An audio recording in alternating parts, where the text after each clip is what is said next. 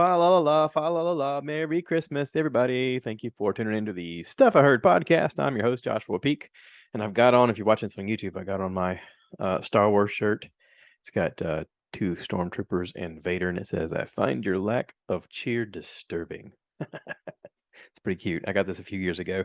But anyway, Merry Christmas, everybody. Hope everybody's doing well. It's nice to talk to you. Nice to be here in your ear holes and on your face holes if you're watching this on the YouTubes. So anyway, it is Christmas. I've had some time off. I've gotten to watch a few things. Let's talk about some stuff I heard. Okay. So Rick and Morty, season 6 is out on Adult Swim. You can watch them on various internet ways. I'm sure that their streamlined service will be available on everything, including Hulu and Netflix and all that stuff before long. So just find it however you find it and check it out. It is pretty amazing. There is a lot of things going on right now throughout the world. One of the coolest things that I've found recently is this, I don't know how to describe it. It's an artificial intelligence that can help you do things in life. Now, I know this sounds really weird, but I think we've just entered the future in a big way. If you go on any kind of search device and you type in Chat GPT, the letters GPT, doesn't matter if it's capital or lowercase, you can type it in regular. Chat GPT apparently is a program that you have to register with an email address and just give it a little bit of, hey, this is who I am. There's not a lot into it, but then it's a chat program that you can ask it anything. I mean, pretty much anything. And I started this off because I saw some things on TikTok of people playing with it, and I thought, this isn't real. Like, come on, Chat GPT, really? How is that even a thing? What does it do? That was my biggest question. What does this do? Language models for dialogue. Okay, well, that sounds like a thing, right? Sounds like something you could be into. So I was like, okay, I'll give it a shot. And you can open it up. Oops, I hit the wrong button. I gotta go back. When you open it up, like you log in and you do your thing, and you say, yes, I'm not a robot. Interesting that you're talking to a robot and you have to say that you're not a robot, right? Isn't that crazy? But you sign in. I'm signing in right now because I'm doing the thing with my finger. Oh, come on. I want to do it.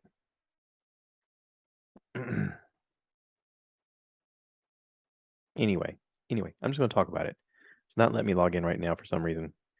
But I started asking it all kinds of questions about, how do you feel? And it's like as an AI, I don't have feelings. I'm a computer program. I'm here to help people, blah blah blah. And then I started like asking it hypothetical questions. Um, you know, I had heard people say that they had asked it to help them write a proposal for a raise at work or something like that, and it came up with ways to do that. And then it said, ask it to come up with an algorithm for something on your whatever, or ask it to write you code for this thing or that thing. And it was amazing to watch it actually work where people were using it. I was amazed to see how quickly it worked. This woman that I watched on TikTok said something like, write me a short story about a frog that fell in love with a lizard. And it was like a beautiful story that it wrote. And so I went on to it and I started playing with it and I started saying stuff like, write me a poem or no, write me a song about, and I just named a couple of weird things. And it wrote this pretty little song. And I was like, well, that's amazing. But it's done other things. Like there's people that are using it to streamline their lives. There are people that are using it to figure out how to write codes for things to make their lives more simple. There are people using it to come up with writing songs, writing stories, writing just using algorithms and stuff with an artificial intelligence to ask it all kinds of stuff. And I really dived deep into this thing to try to figure out how to ask it questions that it couldn't answer. And eventually you get to a point where you can ask it questions where it goes, I have too many questions, or slow down. It says something like slow down.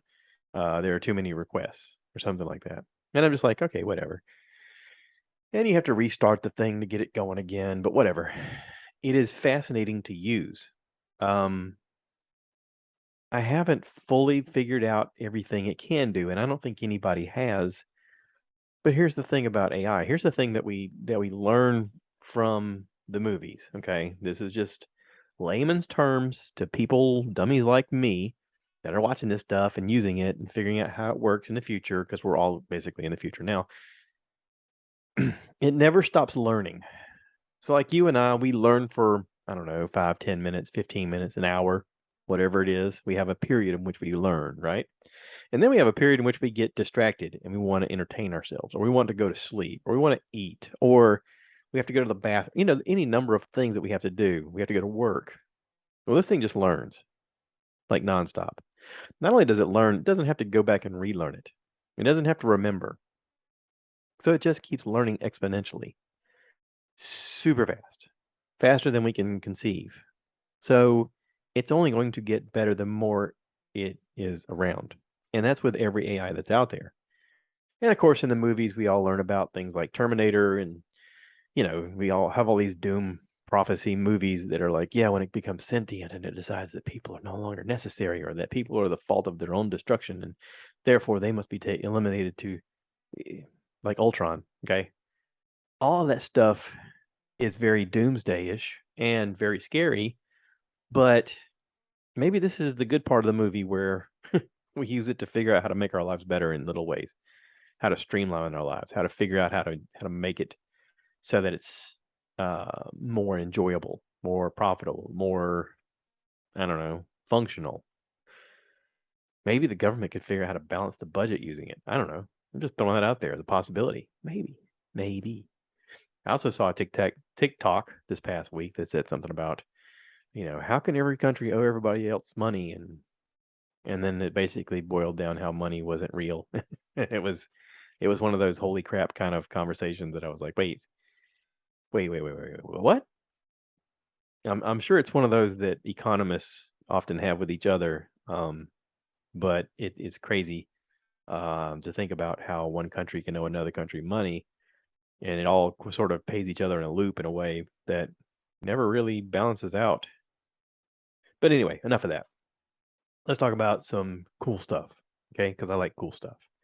Um, there's a movie came out. I'm sure some people watched it. I'm going to guess a lot of you watched it. Black Adam, starring The Rock, Dwayne The Rock Johnson. All right. So this movie, I'm going to say, and I know a lot of you aren't going to agree with me, but I'm going to say it. I think it's his worst movie ever. I think that The Rock looks like a superhero. He's probably in the best shape of his life. This movie probably made more money for him than any other movie ever. I'm just guessing. Um, but it's a terrible movie. It's really terrible. There's no character in this movie that you care about. I mean, the woman who plays Isis is kind of pretty. Pierce Brosnan is sort of interesting because you recognize him right away. Nobody else really matters until you see the post credits and there's Henry Cavill being Superman, and you're like, oh, it's Superman. But I mean, it's like it's a 2 plus hour movie, and he's really, nobody can beat him, and he's super powerful, and the dialogue is odd, the character structure is odd, the conflict is odd. No one is definitely a bad guy or a good guy. It's just blah. The whole movie's blah. It looks fantastic. Like, there's all kinds of special effects that go on that are really fantastic. But at the end of the day, the movie is just, it's, listen, Rotten Tomatoes has it listed online as a 39%. Metatraffic at 41%. IMDb gives it a 6.5 out of 10. I happen to side with Rotten Tomatoes. I think it's terrible. Yeah. I like The Rock. That's the thing though.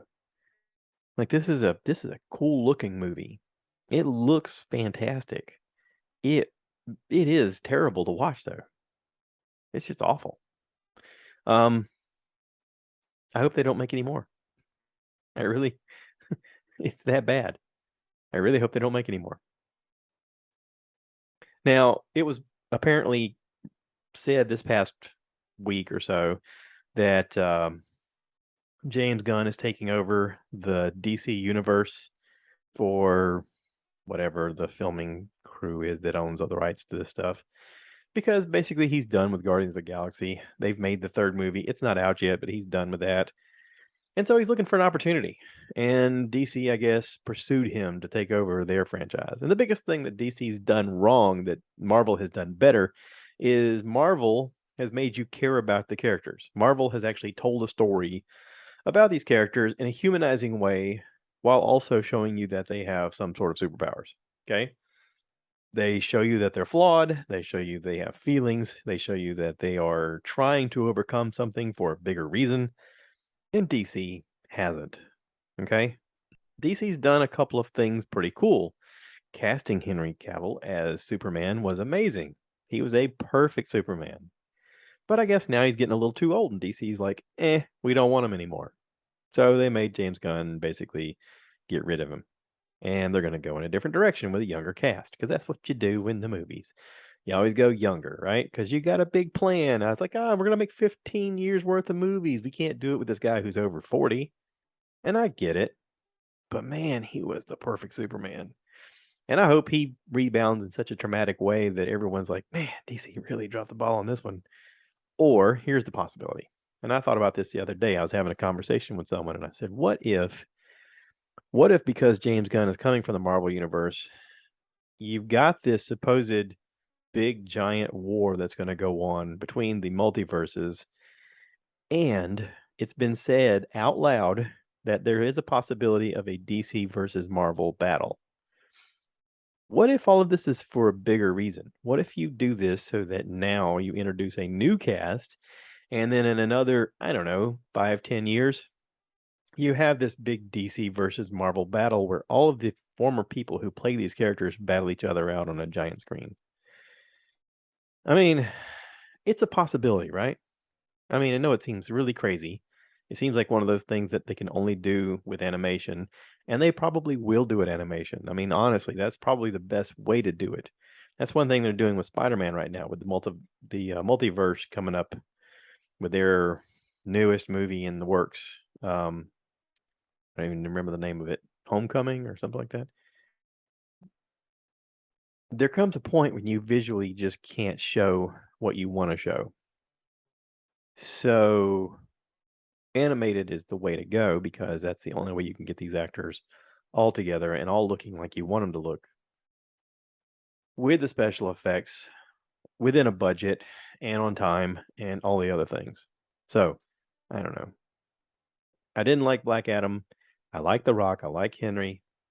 I didn't have a problem with the rest of the cast. It just DC did a crappy job of telling a story. And I don't know if it was the writers or if it was the director or what, but they haven't done anything except for the Superman movies to make us care about any characters. Even the Batman movies that they keep rebooting Batman over and over again. I don't really care about any of those people at all.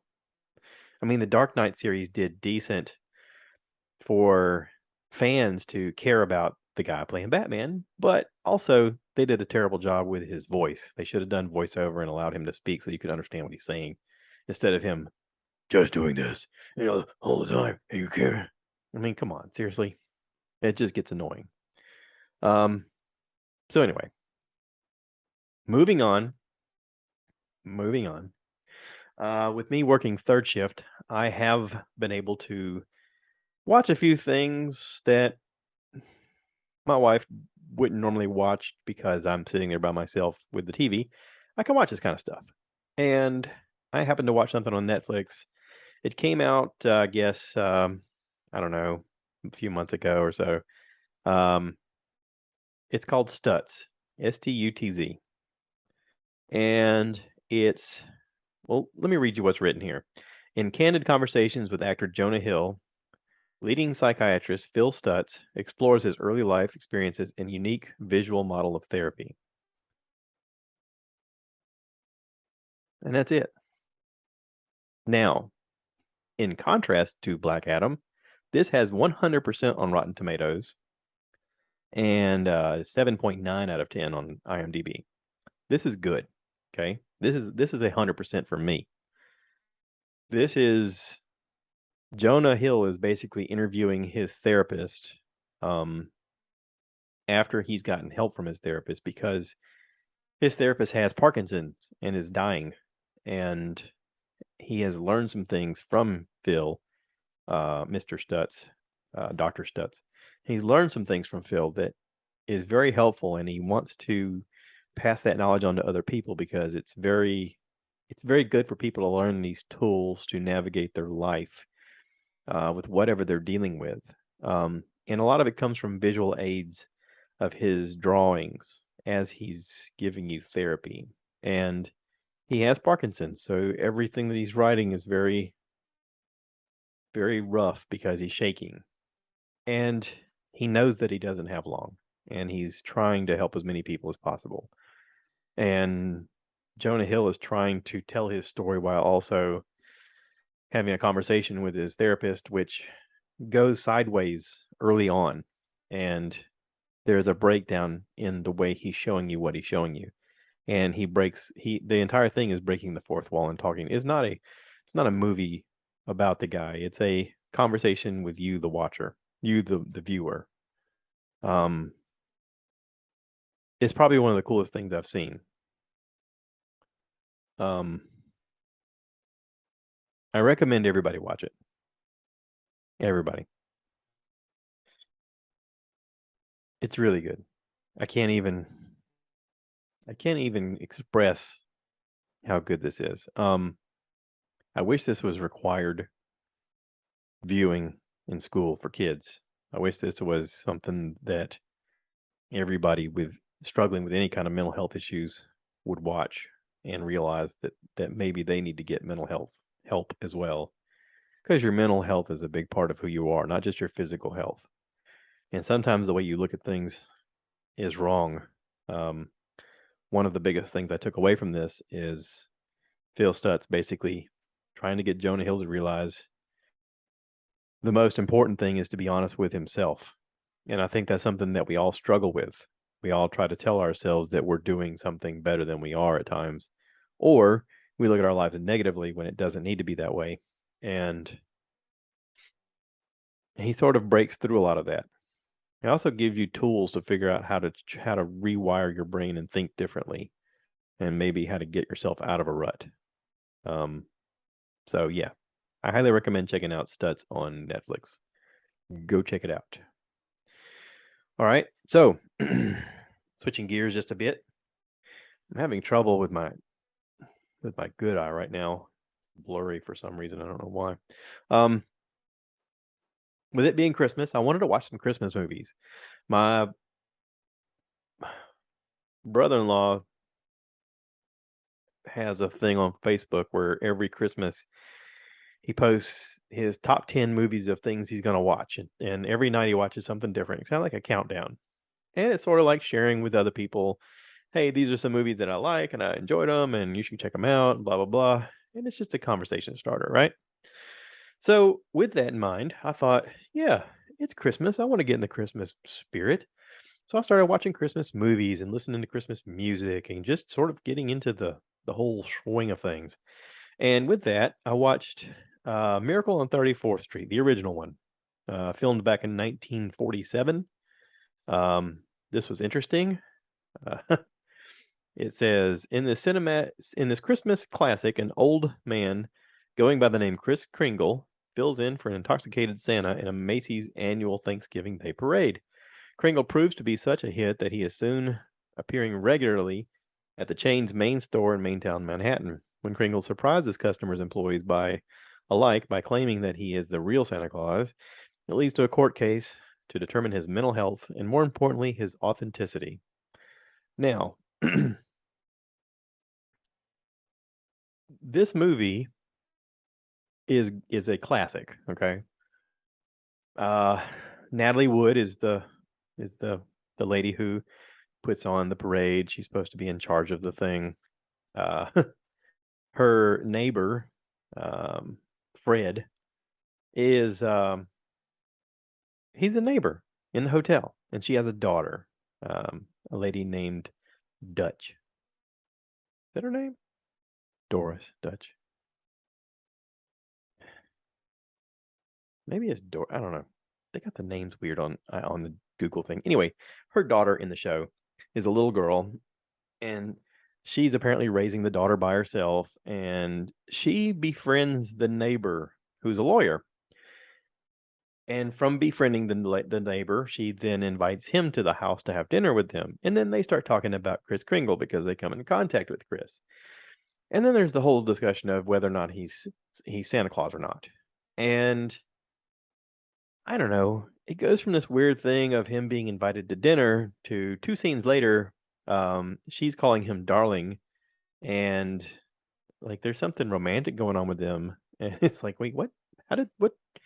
They sort of skipped over a few steps there of their relationship. You know, there is a scene where Chris needs a place to stay, and the lawyer guy's like, "Hey, listen, you can stay with me. I've got two twin beds." And I was like, "Okay, we've got two twin beds." So then the next thing you see is they're getting into their pajamas, and Chris is crawling into bed, and Fred's brushing his teeth. And the next thing you see is him walking to the bed with a cigarette in his hand. And he puts the cigarette out, and I thought to myself, "Wait, what?" Like he brushed his teeth, and he was like, "You know what? I just can't go to bed until until I have my evening cigarette." And he wasn't on screen for I don't know 2 seconds before he put the cigarette out. I'm like, did you brush your teeth, light it, take two puffs, and then crush it out next to your bed? I was like, this is so weird. This is so weird. Listen, the movie is a classic. I'm sure you've all seen it, but go back and watch those scenes again, and it's pretty impressive how they just sort of just slide through all of that without anybody really noticing or talking about it. Um, but yeah, still a classic movie. I watched Four Christmases just to see Vince Vaughn and Reese Witherspoon once again having a relationship with their families. John Favreau, Katie Mixon, Tim McGraw, um, Kristen Chenoweth, Robert Duvall. I mean, it's a star-studded cast. The movie has a bunch of dysfunctional people in it. They basically, are a couple who lie to their family about whether or not they're going to enjoy Christmas with them, and then they get sort of guilted into spending Christmas with them and their divorced families. And in this process, they have four Christmases: your mom, my mom, your dad, my dad, and it brings them back around at the end, and they end up becoming a family and becoming serious where they weren't really serious before, mainly because of uh, his hangups, um, Vince Vaughn's character. But it's an interesting Christmas story that is sort of modern, I guess, the way you'd look at it.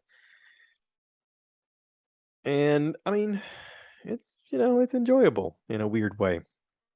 I guess part of it is because I know that Vince Vaughn and John Favreau are actually buddies, and this is when Favreau was in incredible shape. He'd been hitting the gym pretty hard.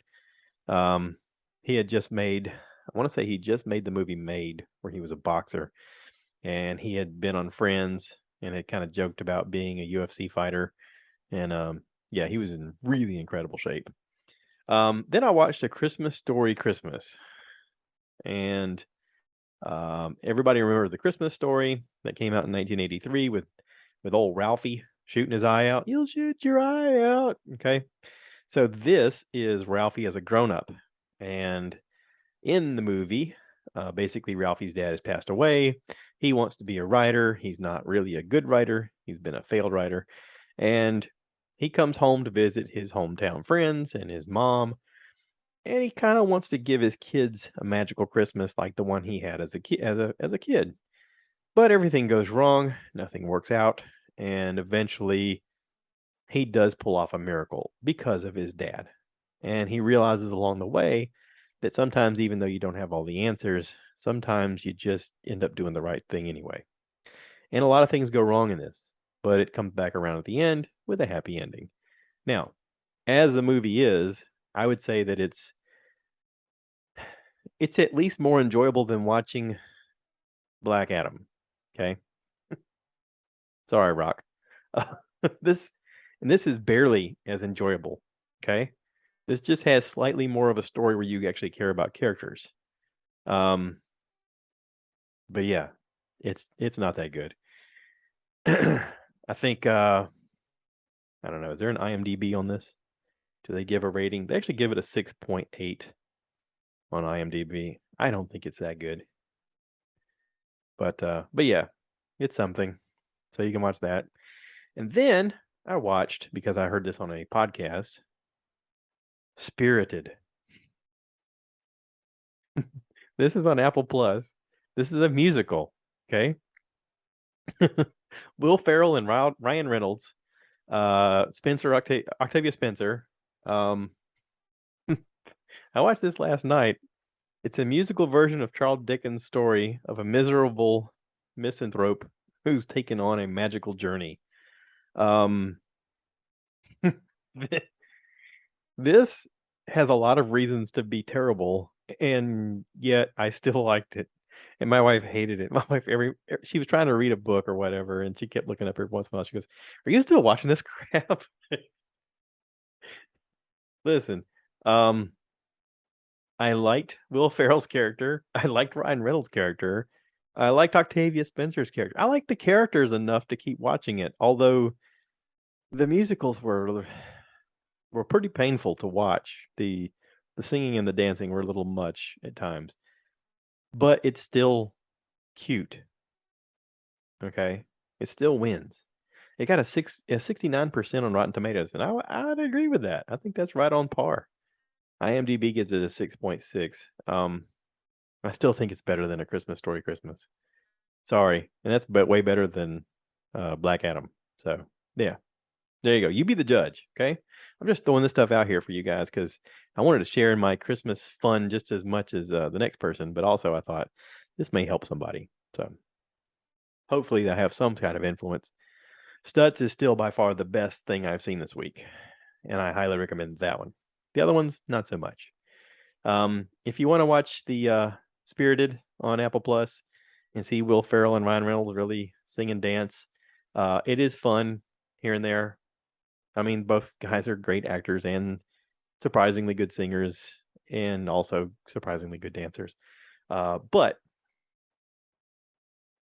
that's about it. So yeah, Merry Christmas, everybody. Hope everybody's doing well. Here we are dealing with a lot of frost and freeze, like most of the country, and luckily we have one of those Ring doorbell things, and it tells us in our neighborhood that we had a water main go out up near the Civic Center. So we had some low water pressure. My wife got panicky. She's like, "Oh no, we've got busted pipes!" And I crawled into the house, and everything looks fine. So thank goodness the Ring community thing did let me know this is something in your community and it is being worked on. And I was like, "Oh, good, phew, boy," because I was nervous. I was nervous. We've had some pretty cold temperatures, but not nearly as cold as many of you. So, um, that's it. I'm going to wrap this up. Thank you to everybody who's been around listening this year. I appreciate it. Um, I'm going to try to do a year end podcast next week. And we'll wrap this sucker up. And thank you. Thank you to everybody who's kept me awake with your podcast, Confused Breakfast, Time Suck, Dan Cummings, Bert Kreischer, The Two Bears, One Cave, The Bert Cast. I've listened to so many podcasts this past week while I've been driving at night doing third shift work. And I just can't thank everybody enough for all of the entertainment that I've gotten. It's been a lifesaver. So thank you to my wife for allowing me to make the Red Lobster cheddar bay biscuit sausage rolls, sausage balls. They were delicious, and for helping me do the turkey. The turkey ended up fantastic. Yeah. Merry Christmas. And yeah, thanks for listening. Please remember to rate, review, subscribe. your help helps me continue to do this. So just give me a little sign that you're there. Tell me howdy or whatever. Give me a thumbs up. Give me a something. Tell me you watch Stutz. Tell me it helped your mental health. Tell me you watched Black Adam and you agree with me that it's a terrible movie. And I support The Rock, but I can't get behind him ever doing this again. I wish he could. There are so many other projects he'd be great at. This was a terrible movie. But anyway, yeah. That's it. Thanks for watching and listening. Appreciate every one of you. Merry Christmas. And as always, I end this by saying, okay. So I want you guys to give me more likes. Give me more likes!